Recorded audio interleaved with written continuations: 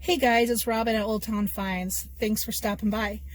Today we have about an hour in between appointments for my son to kill. So I thought, I know I said I wouldn't, but I am going to stop by Salvation Army and see if they have any goodies inside. I'm going to be selective, of course.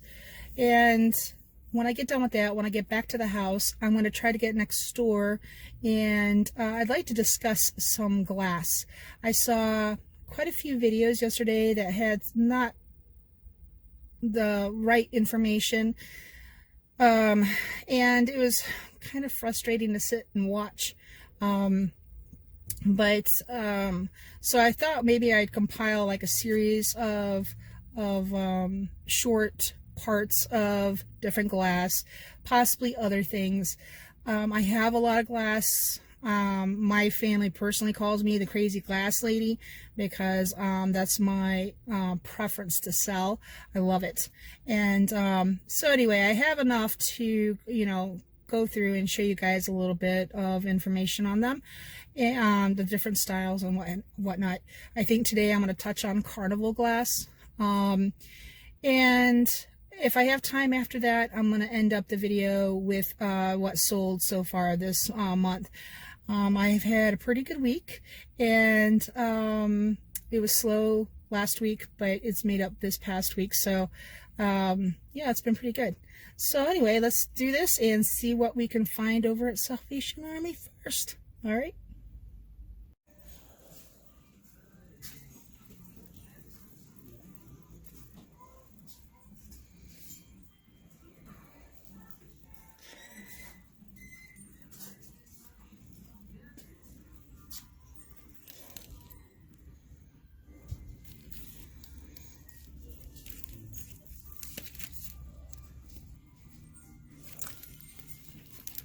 That's a Betsy Johnson.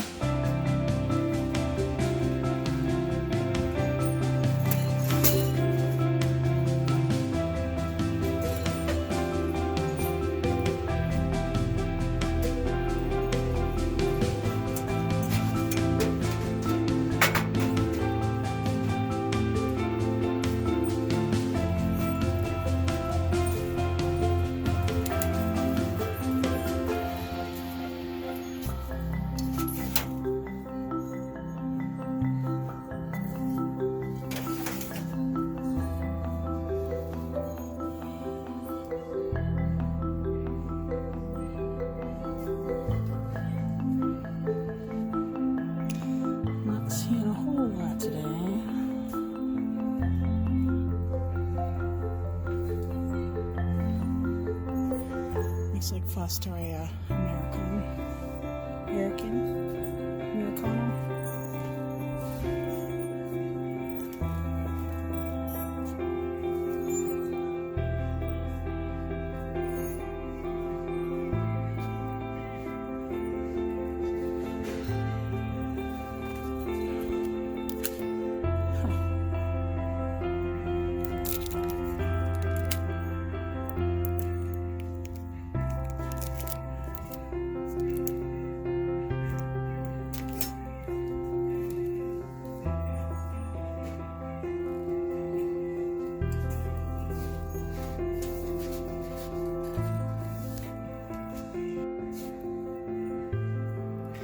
Lacquerware made in Korea.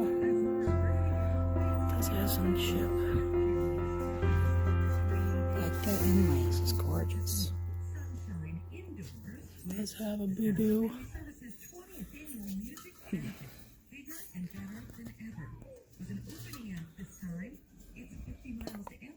I have to look this up real quick. 40 degrees later on in the afternoon. Tonight, skies will gradually clear, with lows in the upper 20s to around 30 degrees. On Wednesday, we will have more clouds. Well, this is interesting. Showers possible later in the day. Highs will be in the lower and middle 40s. I'm meteorologist David Holtworth. Your earring is down. For 20 weather update on Cool 101.7.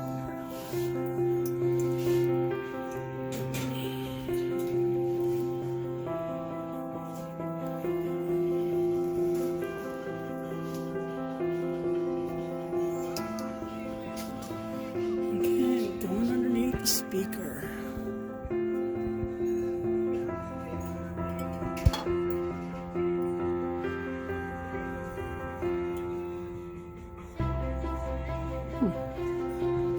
It's half off. Check that out.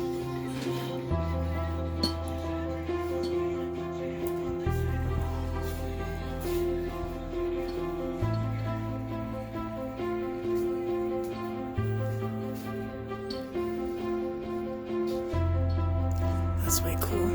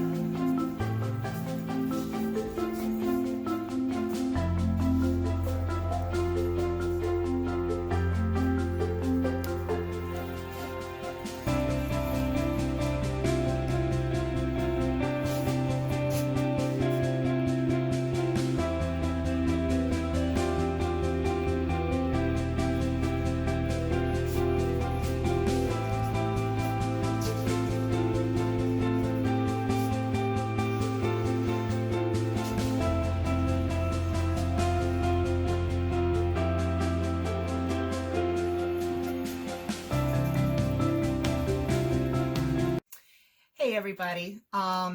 Okay, I wanted to go over some Carnival Glass facts. I'm going to try to keep this short and sweet since I already have a few minutes of my shopping.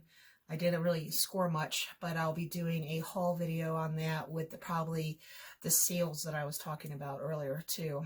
Okay, let's get into this. I do have some pieces pulled out to show you some differences, and if I come across something in my conversation, I'll just stick a photo, embed it in the video. So, okay, so what is Carnival Glass? Carnival Glass is pressed glass that has been iridized with a metallic spray. It was not always called pressed glass. It was also known as poor man's Tiffany. And Carnival Glass name came around in the 1950s when they were handing out at carnivals and fairs and special events these pieces of glass, gorgeous glass, as a prize. Instead of getting a stuffed animal, you'd get a piece of really pretty glass. A lot of people didn't like it, but fortunately some did, and they kept, they held on to it. So but it did start out as a competition to some of the Lalique and Steuben glass It was an alternative for that. And a lot of housewives purchased this because electricity had just been invented and was running in the houses. And it was something sparkly and pretty to show off. So it's been known as Aurora glass, dope glass, rainbow glass, and taffeta glass as well. And the first person who created it was Fenton. In 1907, they came out with the chemical reaction for that changed the glass hue altogether, and that metallic spray. And it was known as their Venetian art. And the 5 main glass houses that produced, now there were a gob of house glasses that did, but the top 5 or so was Fenton, Millersburg Glass, Northwood, Imperial, and Dugan and Diamond, or Dugan Diamond. Those were the top ones you'll find most commonly. But like Westmoreland did, I have a piece here that's a Westmoreland, U.S. glass. A lot of different glass houses got into it once it was introduced, and other glass houses figured out how to recreate and copy Fenton's ingredients and recipe. So, and it was made, Carnival glass that's antique was made up until about 1930s. From the early 1900s up to about 1930s. That's what we call old Carnival glass. We have contemporary Carnival glass. I think Imperial made it up until, or they reproduced it in the 60s, running all the way up, I think, until the 1980s or 90s. Until they actually closed, I believe. And then Fenton ran another line throughout the 70s up until the time about they closed in the 2010, 2011 time. You could find in their online old catalogs still, you can find contemporary Carnival glass. And what's kind of interesting is the one that's best known for the quality, that it yields a lot more dollar as a reseller, and a lot more desirability for the collector, is Millersburg glass. I've only come across one piece of it, and where we sit, we're right near the Ohio line, and I have so much access to. I didn't think I had that much, but then I went in there and started pulling pieces for this, and I was like, wow, I have a lot of Carnival glass, really. So as close as I am to the Ohio area where all the glass houses were, it's still hard to find Millersburg. It's very desirable, and it's considered some of the best quality in Carnival glass. They were only in operation for 2 years. Millersburg glass was actually started by John Fenton while he was still president of Fenton Glass. He took off and decided he wanted to do his own thing for a short while. It failed miserably because of his expenses. He was a much more creative kind of person versus a hardcore businessman. And so anyway, Millersburg did not last that long, but they produced a lot of different wonderful pieces, and if you can get your hands on them, they're worth a lot. And I've come across one really pretty one I really undersold it, but I didn't have that much into it because I picked it up at auction, and I think I paid maybe $10-15 for it. It was a stretch face, and I'll be glad to insert a photo so you can see. But anyway, I sold that a couple years ago, and mostly the market is crazy about pricing. I mean, when I did research on that piece for Millersburg, the prices were all over, and then looking at the history on WorthPoint, they go all the way up to $400 or $500 for Millersburg glass vase, same one that I had. It might have been a little larger. Now, how do you identify old versus contemporary glass? It's really hard. It's doable, but you have to handle it. You have to kind of know, and there's no shortcuts about that. To me, newer has a totally different feel to it. It is heavier, maybe, and shinier, and I know from handling it and looking at it, I can spot it. I also researched and have continuously researched because I acquire new pieces. So I know a lot of the patterns. I know a lot of the characteristic, and it's learned. It's not something that I can just give you an easy answer to. I'm going to show you again some that are contemporary and some that are the original, early 1900s. But some of them are difficult to tell. What has happened is that there are probably a few glass houses out there still making it, but one for sure that I know of is Master Glass.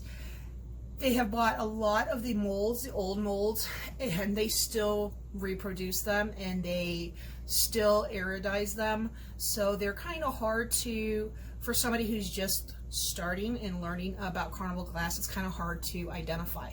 But that's why you need to read. I highly suggest that if you cannot afford to purchase, if you thinking about starting a collection of any sort, going to the library, getting books, reading about them, doing online. Google is a wealth of information. I'm going to put on some links to some awesome information on Carnival Glass. There's one, David Doty. He's just a phenomenal amount of information, and it's really helpful because not only did Carnival Glass was made here in the United States, but it was made in Mexico, Czechoslovakia, elsewhere, and so there's things that, there's patterns, and you can tell sort of sometimes, not all the time, but you can kind of tell once you start studying them, the difference between American-made glass and the difference between some of the patterns that were made elsewhere. And knowing and going to your antique store or thrift store and touching and feeling the difference between what's modern and what's, old, you're gonna kind of get an eye for it. Okay, so quickly, and that's about it. There's a lot more that I could go into, but that's just a quick synopsis of the basic history and of Carnival Glass. They came in a whole a rainbow of color. A very common color is marigold, which is that orange gold color. And so let me show you what I have here. I have this one is currently listed. I might pop that up so you can see. But this is a 1911 Northwood, and this is Fine Cut and Roses Rose Bowl. It's just got beautiful color.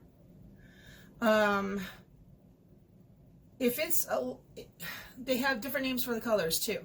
So this is a green based glass. It's green, and then it is sprayed with like a gold iridization on it, and it is in great shape. I have a couple of these. I have one that's a cobalt blue based one, and these are just really cute little vases. The next one I have, let me move this out of the way for a minute, is a newer. Now, I couldn't make out this mark when I listed it. I think it might be a 0, which if it's a 0, it means it was made in the 2000s. This is Fenton. This is a cuspidor, a lady's cuspidor, or that's the polite word. It's a spittoon. And it is amethyst based color. The way to tell is, you can't see it here because all the light's over there, but if you pick up a piece of Carnival Glass and look at the bottom, hold it up to light, This is going to show as amethyst. That green one will be green. They did a lot of clear with the marigold spray on top of it, so there is clear, but you'll be able to see the base glass color. And then they sprayed it this pretty like peacock color. And again, this is a newer piece. Fenton, I think, did the best reproductions. Some of the newer reproductions, the one I'm going to show you next, you can kind of tell because the color is just so vibrant. It's beautiful, but it's not old Carnival glass. So this is a neat piece here, and this too is listed. Now this Mosser piece, like I said, this is a covered cheese dish in the thumbprint and cherry cable pattern, and it's just brilliant. This one, I couldn't even tell you, the iridization is so heavy on this. I'm not even sure for sure. I think it is amethyst, but I couldn't tell you with 100% accuracy because I think it is. I think it is, but the iridization on it is so thick compared to this piece that was from over 100 years old. So you can see this is almost like a rainbow chrome color. It's gorgeous, but it's newer. These are nice if you have, they made a whole collection of tableware. So these are nice replacements. Okay, and that again is Mosser, and I would say that was probably about 2000 when that was made. Could have been even more recent. Okay, this right here is very common, a very common find. They did make it in milk glass, and in fact a lot of the Indiana glass that you find, they're probably the most popular. The Indiana glass, almost all of it that I've seen has been made in milk glass patterns too, or glass. This is teardrop garland compote, and it's pretty. Not really sure if this is clear or if it is actually like a teal blue colored glass. But they made these in various sizes, and so you'd have, you know, a smaller one. I think this is the larger, so there were two other smaller sizes, and a lot of people like to take them and stack them. They're gorgeous, they're pretty, they just don't have a lot of monetary value, but there's nothing that could be said for sentimental value.